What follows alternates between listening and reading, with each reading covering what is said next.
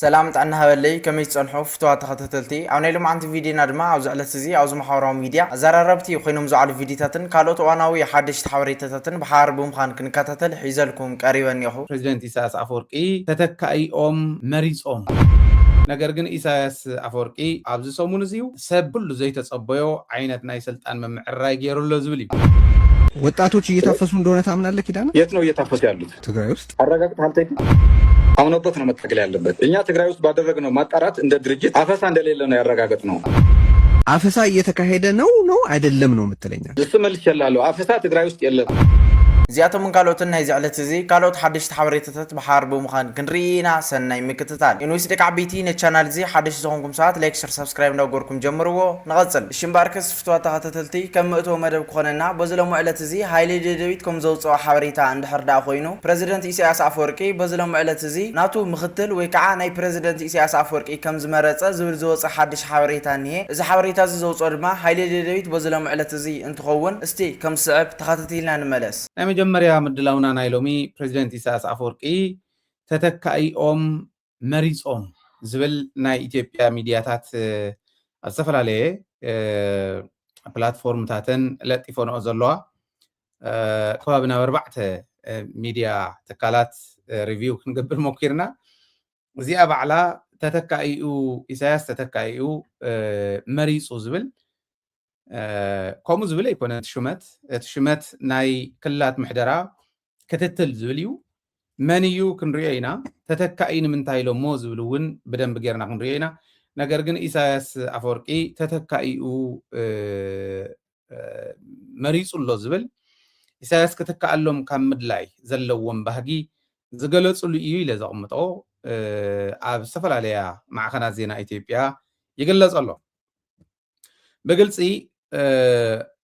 ከቕምጥዎ ከለዉ ኣርእስቱ እውን ዓዳሃሎ ኣብ ትርምስ ኣሎ ስልጣን ኣብ ምሽኻት እዩ ዘሎ ዝብል ብግልፂ ዘቕመጥዎ እዩ መነመን እዮም ዝሻኾቱ ዘለዉ ዝብል ግን ኣይ ገለፁን ማለት እዩ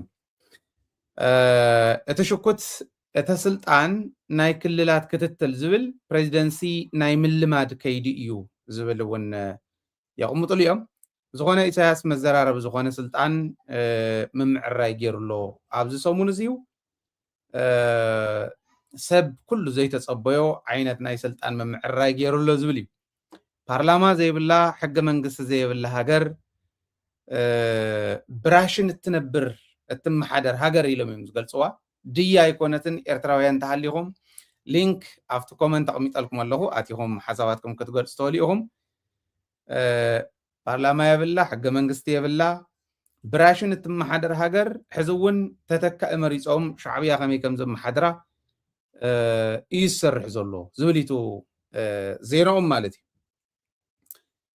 ደድሕሪ ኢሳያስ ዘሎ ስልጣን ብግለሰብ ደረጃ ደድሕሪ ኢሉ ብግልፂ ዝሃቦ ዋላ እንተዘይኮነ እቲ ሕዚ ናይ ክልላት ክትትል ምምሕዳር ናይ ክልላት ምሕደራ ክትትል ብዝብል ሂውዎ ዘሎ ግለሰብ ባይ ዲፎልት ምክትል ፕሬዚዳንት ኢልካ ዝቕመጥ እዩ ፕሬዚዳንት ኣብ ዘይብሉ ፕሬዚዳንት ምናልባሽ እውን ክለቅቕ ኣብ ዝሓስበሉ ብዕድመን ብካሊእን እውን ኣብ ዝኸደሉ ከቕምጥዎ ስለ ዝሓሰቡ እዮም ነዚ ወዲ ኣምፅኦሞ ይብሉ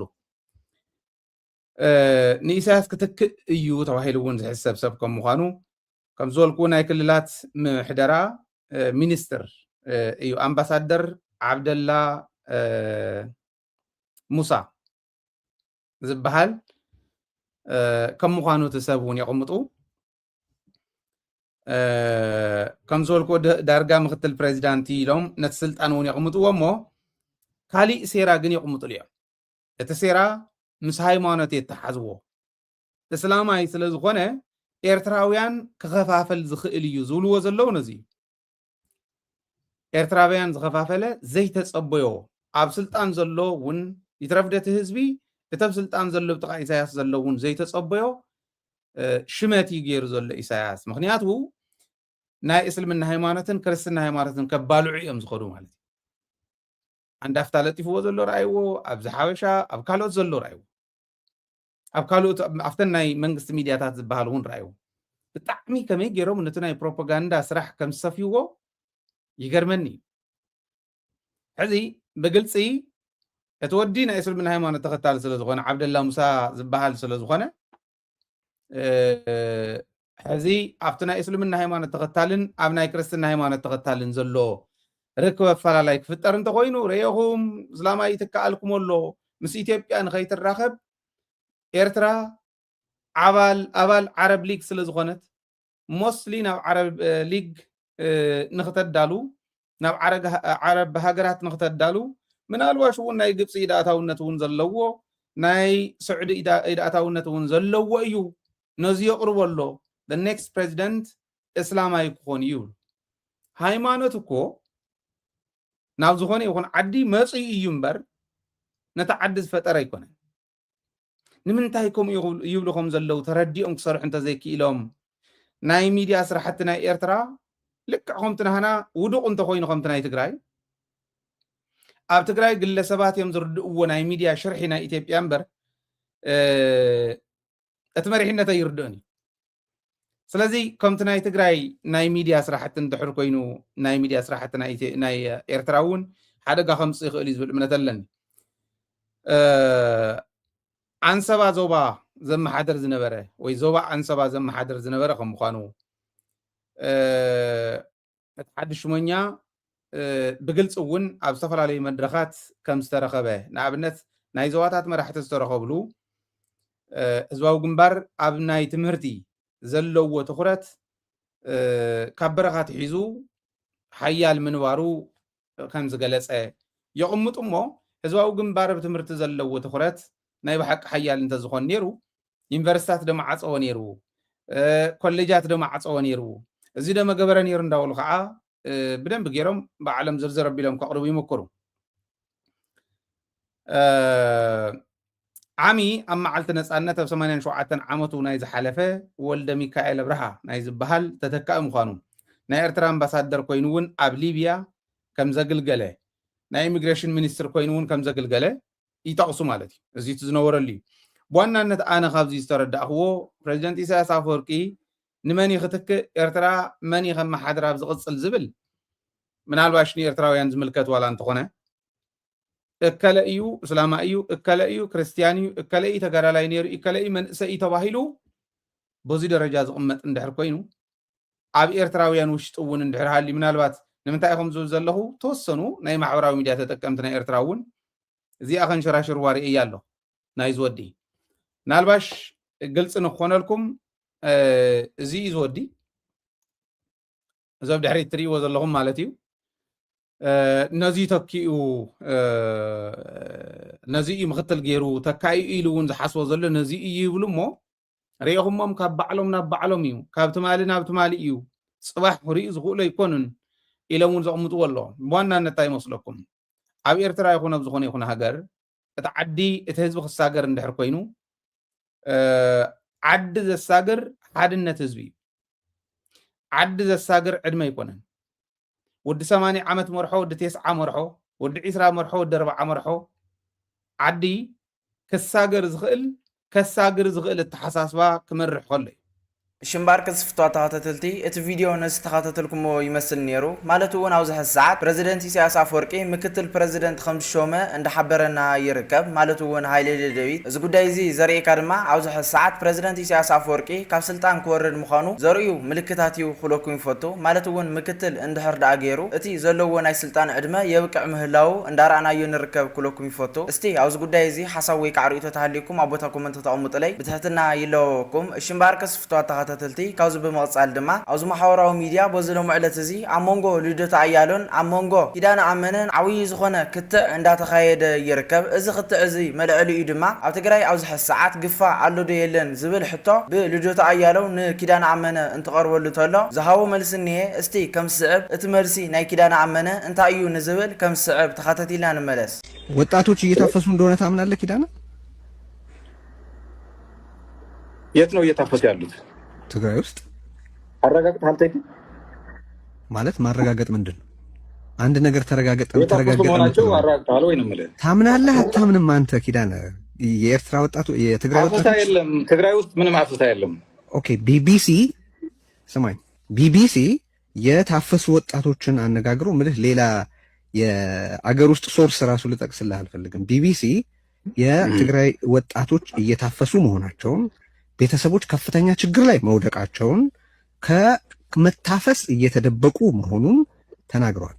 ሁለተኛ ከፍተኛ ቁጥር ያላቸው ወጣቶች ወደ አዲስ አበባም ወደ የመንም ወደ ሌሎች አካባቢዎችም በብዙ ቁጥር እየተሰደዱ ነው። these are facts። እነዚህን ትቀበላለህ? አይ እኔ በትግራይ ውስጥ ነው ያለሁት። አፈሳ እንደ ድርጅት እኛም አንቀበልም። ምክንያቱም በአፈሳ ታጋይ ልታደርገው አትችልም። አንድ ሰው አምኖ ተቀብሎ አምኖበት ነው መታገል ያለበት። እኛ ትግራይ ውስጥ ባደረግነው ማጣራት እንደ ድርጅት አፈሳ እንደሌለ ነው ያረጋገጥ ነው። ያለው ምንድነው ትንሽ የማስገደድ ምልክቶች አሉ። እሱን አይካድም። የማስገደድ ምልክት አለ። አፈሳ ግን አላየንም። ቆይ የማስገደድ ምልክቶች አሉ ማለት ምንድነው? የማስገደድ ምልክቶች ነው ያልኩ እኮ። ምን ማለት ነው? ምንድነው እሱ? ምን ማለት ነው? ለምሳሌ የቲዲኤፍ አባል ከነበረ ቲዲኤፍ ስለሆንክ የግድ መሄድ አለብህ። እሱን አይተናል። የቲዲኤፍ አባል ያልነበረ በግድ የታፈሰ ግን አላገኘንም እኛ። ኦኬ፣ በስፋት እየተዘገበ ነው።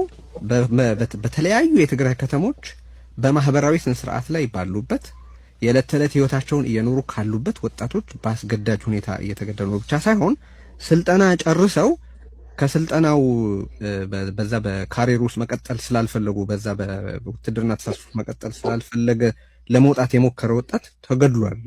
ውቅሮ ማርያም አካባቢ በስፋት ተዘግቦ ተመልክቻለሁ። እሱ ለምሳሌ አሁን ትላንትና ኦር ከአመታት በፊት በፈቃዱ የት ናችሁ ብሎ ወታደራዊ ማሰልጠኛዎቹን ፈልጎ አታግሉኝ ይል የነበረ ወጣት አሁን ኖ ማለት የተገደደበት ምክንያት ምንድን ነው የምትለው? ማለት የአተያይ ችግር አለ። አሁን አንተ በሚዲያ የተሰራጨው ብልጽግናም ያራገበው እነዚህ ነጭና ጥቁር ባንዳም ያራገቡት እንደ ቢቢሲ ነው ከተጠቅስኩልክ ይደለ ቢቢሲ የብልጽግና ነው። ወይ ቢቢሲም ቢሆን ቢቢሲ ስለተናገረ ሀቅ ነው ማለት አይደለም። የብልጽግና ሰማይ አንተ ስላልክም እኮ ሀቅ ነው ማለት አይደለም። ኪዳን እኔ መሬት ውስጥ አለዋ እዚህ ትግራይ ውስጥ ነው ያለው። ምንም አንተ አሁን ያለኸው የት ነው?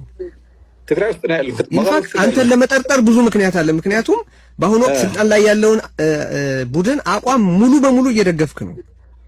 ሙሉ በሙሉ አይደለም። ይሄም በጣም ጭፍን ነው። ጠይቄሃለሁ፣ የምትቃወመው አለ ወይ ብዬ እኮ አልነገርከኝም። ለዛ ነው ሙሉ በሙሉ እያልኩ። በጣም ጭፍን የሆነ ድምዳሜ ነው። ኪዳነ ቅድም ምን አልኩህ? የምትቃወመው ነገር አለ ወይ አልኩህ። ኪዳነ አይዲዮሎጂካሊ ነው እንጂ አሁን ከህልውና ትግሉ አኳያ ስልጣን ላይ ያለው ቡድን እያደረገ ካለው ነገር የምቃወመው ነገር የለም አልከኝ። የምቃወመው ነገር የለም ሳይሆን ብልጽግና በአሰላለፍ በአካሄድማ ቅድም እኮ ነገሩ። ለምሳሌ ምን አይነት መንግስት መሆን አለበት ስትለኝ እኛ የብሔራዊ አንድነት መንግስት አልኩ። ለምሳሌ ይሄ ልዩነት አይደለም፣ ልዩነት አይደለም። ምክንያቱም በሁለተኛ አማራጭነት መደረጉ ችግር ነው ብለን አናምንም። ሁለተኛው ቤስት አማራጭ ነው ብለኛል። ከብልጽግና ይሻላል። ብልጽግና ከሚገባ ወደ ትግራይ ደግፋችሁታል። ኪዳነ ተቃውሞ እኮ አይደለም እሱ። እንዴ የተቃውሞ ትርጉም ጠፋብህ እንዴ? ምንደግፈው ለትግራይ ህዝብ አማራጭ ሆኖ ስለተገኘ ነው። ህወሓት ስላቀረበው ብቻ በጭፍን አንቃወምም። ኦኬ፣ ስለዚህ ተቃውሞ አይደለም። በቃ እሱ ላይ እንስማማ።